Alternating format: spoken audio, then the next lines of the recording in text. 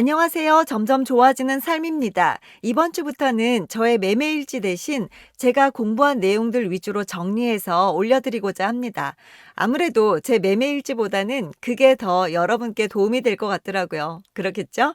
오늘은 증권사들에서 추천하고 있는 종목들을 한번 공부해 볼까 하는데요.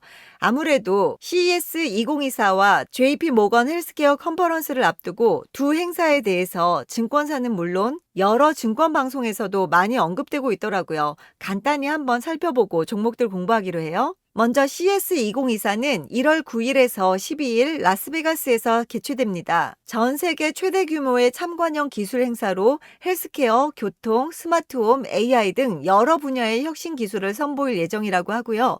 또 JP 모건 헬스케어 컨퍼런스는 1월 8일에서 11일까지 샌프란시스코에서 개최됩니다. 매년 50여 개국 1,500여 개 제약바이오 기업의 최고 경영자들이 한자리에 모여 중장기 사업 계획을 발표하는 세계 최대 규모의 헬스케어 투자 행사입니다. 그럼 증권사들에서 추천하고 있는 종목들은 어떤 종목들이 있는지 한번 살펴볼게요. 먼저 삼성증권이 추천하는 삼성 SDS입니다. 지난 10월 기업용 생성 AI 서비스를 공개했고 오는 1월 9일부터 열리는 CES 2024에 참가할 예정인데요. 삼성그룹 계열 시스템 통합업체입니다. 상당히 무거운 종목으로 알고 있었는데요. 최근 주가 흐름이 정말 가파르죠? 대신증권의 이지은 연구원 역시 삼성 SDS는 내년 1분기 생성형 인공지능 서비스인 브리트 코파일럿 일부와 패브릭스를 출시할 예정이라면서 생성형 AI 서비스들이 삼성 클라우드 플랫폼상에서 운영되면서 클라우드 사용이 늘고 클라우드 서비스 매출 성장으로 이어질 것이라고 전망했습니다. 두 번째 현대오토에버인데요. 현대오토에버 역시 CES 2024에 참가할 예정이고 소프트웨어 기반 차량, 목적 기반 차량 등을 공개할 예정이라고 합니다. 현대차 그룹 자율주행 소프트웨어 서비스 확대 수혜를 입을 것이라고 전망했고요.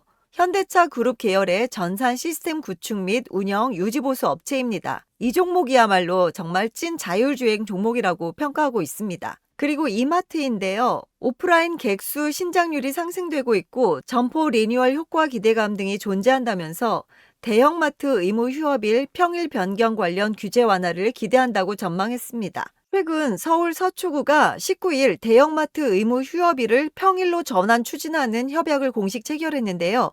서울 자치구 중에서는 처음이라고 합니다.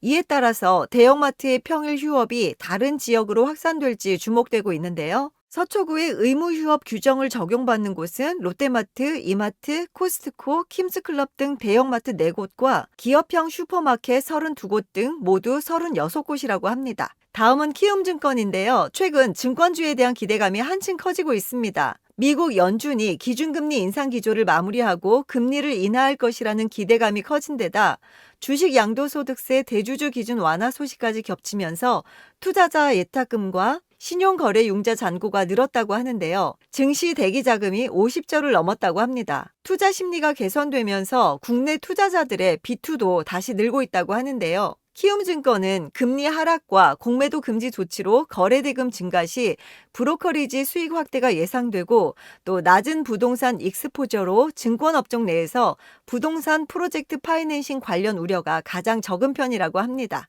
키움증권은 또 지난 1월 1일부터 12월 18일까지의 유튜브 데이터를 기반으로 2023년 키움증권 연말결산 인포그래픽을 공개했는데요. 올해 구독자가 38명 이상 꾸준히 늘었다고 합니다.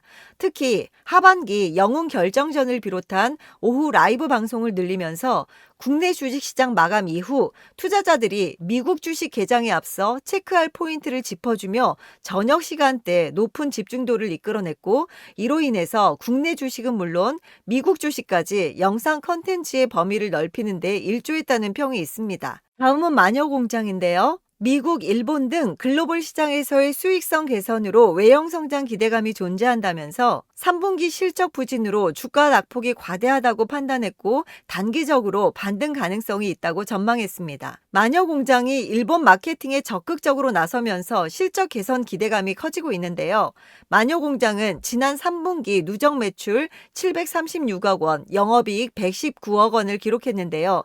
엔화 약세로 인한 일본 매출이 감소세를 보였으나 내년부터 프로모션을 적극 펼쳐 외형 성장을 꾀한다는 목표가 있습니다. 또한 한국투자증권의 김명주 연구원은 마녀 공장의 주요 매출처인 일본 시장이 부진을 이어가고 있다면서 다만 2분기에 이어 3분기에도 일본 매출 중 오프라인 비중과 매출액이 증가한 점은 긍정적이라고 분석했습니다. 그리고 SK 하이닉스인데요. 최근 증권사들의 호평 속에 나날이 신고가를 경신하고 있습니다. 2024년 전 응용처 메모리 채용량 증가에 대한 가시성이 재차 높아졌다는 점이 긍정적이라면서 10나노 4세대와 10나노급 5세대, 238단 선단 공정 중심의 투자를 확대하는 가운데 HBM, DDR5 같은 고부가 제품 시장 내에서 지속적으로 아웃퍼폼할 것으로 기대하고 있습니다. 코스피 투톱인 삼성전자와 SK하이닉스가 상승세를 지속하는 것은 메모리 반도체 업황 회복에 대한 기대감이 본격화한 때문인데요. 업계에서는 인공지능 AI 기술 확산이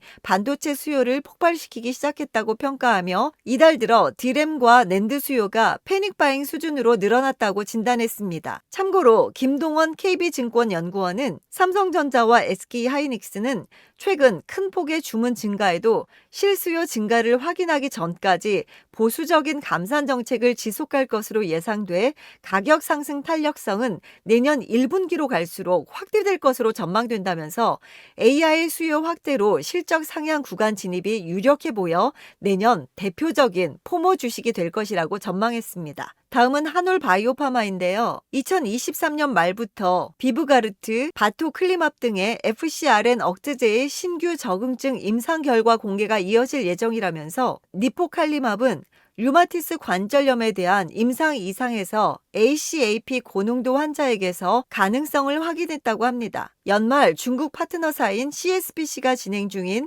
바토클리맙의 중증 근무력증도 승인을 기대한다고 전했습니다. 마지막으로 오로스 테크놀로지인데요. 2024년과 2025년 연간 예상 영업이익은 각각 123억 원, 301억 원으로 사상 최대 실적을 기록할 것으로 전망했는데요. 그래서 그런지 최근에 주가 흐름이 상당히 가파릅니다. 웨이퍼 본딩의 중요성이 높아지는 가운데 오버레이 계측 시장 적용처가 확대되면서 높은 성장성이 재차 부각되고 있다면서 오로스 테크놀로지는 오버레이 장비 고도화와 웨이퍼 시크니스 계측 장비 시장 진입으로 성장 가시성이 높다고 합니다. 이렇게 8종목 살펴봤는데요. 제 관심 종목이 아니어서 그런지 좀 생소하긴 했지만 좀 더 폭넓게 공부할 수 있는 시간이어서 저한테 많은 도움이 되었습니다. 여러분들께도 정말 많은 도움이 되었으면 좋겠고요. 이제 12월 거래일이 3거래일밖에 남지 않았습니다. 한 해 수학 마무리 잘 하시고 따뜻한 연말 보내세요. 메리 크리스마스!